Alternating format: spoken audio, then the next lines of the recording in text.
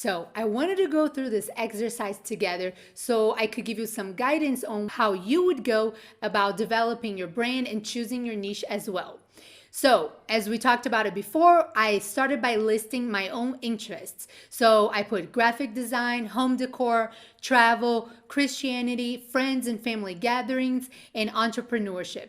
And then after I brainstormed a little bit, I came up with these three different niches that seem to be in high demand, or at least trending right now. And there are things related to my interest, as I said. So there are Christian Science, party planning, and home office decor. And once I started thinking about the long term and how well I could scale that business and the different types of products that I could start offering within the same niche, I've determined that party planning would be the best one for me because I really like graphic design. My husband and I love family and friends gatherings, so I'm always interested in different ideas to make party and celebrations even more fun. So that would be a niche that not only would get me really excited to develop new products for, and also really focus myself into giving really high quality services and products, but also I thought it's very well scalable and I could be doing that for a long time.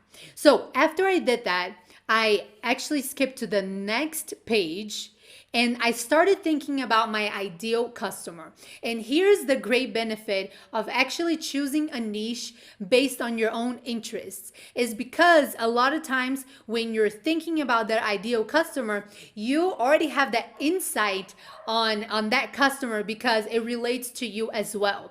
So I was thinking that most customers that would be interested in party planning ideas and products, printables, things like that, would be females, ranging between 25 and 35 years old, Americans, because I have the insight of all of the different American holidays and types of weddings, traditions and things like that.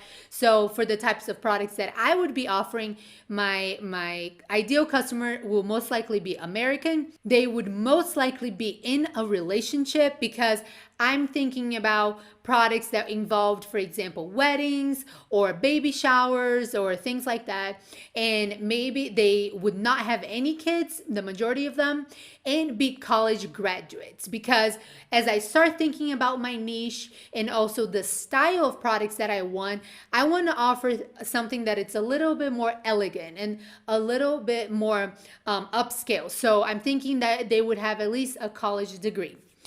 So when I started thinking about their hobbies and interests, I thought they would also love friends and family gatherings. After all, that's the niche. It's all about parties.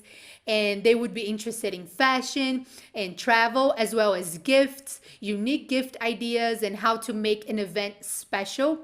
And they will also love home decor and social media as well. So they would always be on social media and getting new ideas of things like that for fashion or travel or home decor or anything like that. And then I started thinking about their desires and their pain points. So when you want to plan or party well, I started thinking what they want is to be seen as successful. They want to be admired for planning a party really well or getting that very unique gift to give it to their friends. So I thought about success and to also have memorable experiences.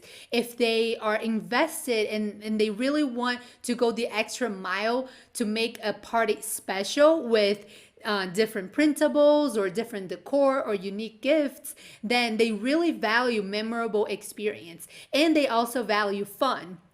So these are the biggest desires that I thought about my ideal customer. And some of the pain points would be to be too common or not special at all. Oh yeah, it was just any party like any other party that we've had it before. So that would be a pain point of products that are just too common or not that exciting, or something that it's low quality, and also something that is inappropriate. And as I read through some of the reviews on my competitors of similar items within that niche, and I would encourage you to do the same. And don't worry, we're going to be talking all about competitor analysis soon when you narrow down your niche. I saw that a lot of people love ideas of really fun, for example, game cards for gatherings, but those were not appropriate. They didn't think for the whole family or for all different age groups. So that was definitely one of the pain points. And that is something that I'm going to be using when I'm developing my own products. I'm going to be making sure that they're fun, but they're also appropriate for the whole family and for all ages. Which leads me to the next point, which is why would they choose my product? And that's because I'm going to be creative and offer very unique products for those memorable experiences, and they're going to be able to see that when comparing to my competitors' products. And as I said, I want to make products that are family friendly. And then last but not least, I was thinking, where would my audience be? And I definitely think my audience would be on Pinterest. There's so much party planning happening on Pinterest, whether it's DIY or just product ideas for decor and things like that. And they would also be on Instagram. I was trying to think of a social media platform that they would most likely resonate the most. And because Instagram is so design driven, I believe that most of my audience would be on Instagram as well. And then after I finished this exercise, I went back to my branding and I refined some of the ideas that I had already written down. So my brand values again would be family oriented, fun, memorable, something that is quality and well thought out, not just something that is common or cheap. Something that it's useful, that maybe it's even products that are versatile, that they can use throughout many different parties, and things that are beautiful, of course. I had to add that to my brand values. And for brand styles, the words that I chose were minimalist, timeless, and elegant. As I said, like thinking about my target customer, my customer avatar, I would think that they would value something that is elegant, but not too crowded, not too much information going on, more minimalist and also timeless. They could use, for example, for their mom's birthday party or their best friend's birthday party. So across multiple ages, and that it would still look beautiful no matter when you used it. And then finally, when brainstorming about brand colors, I thought that I wanted to offer products that have neutral colors but with an accent color, you know, like that pop of color.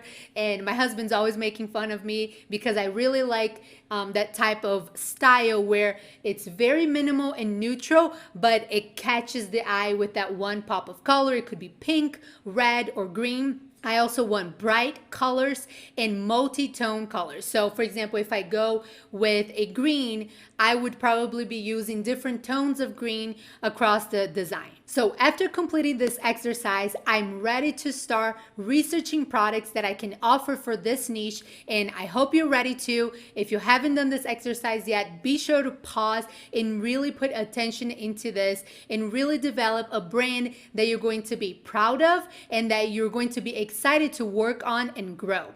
So without further ado, let's go ahead and get to the next module.